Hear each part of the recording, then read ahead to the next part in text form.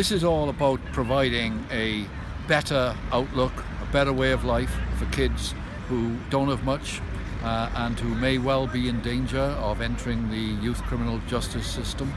It's about presenting to them ideas about teamwork, about the enjoyability of sport. It's also about partnerships with the local authorities. In Gwent, we happen to be in Newport on this occasion, but there's representatives of other local authorities here.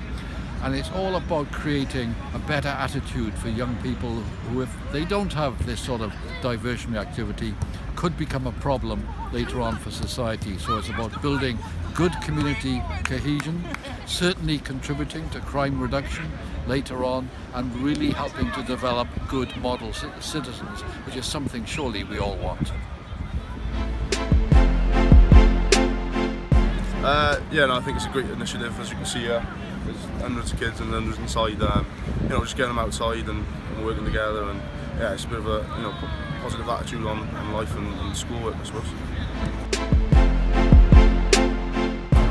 I've only recently just become an ambassador for Positive Futures, but I've probably been involved for 3 to 4 years. I used to mentor different children and stuff, so I've seen both a lot of sides to it, and it's just amazing what they all do.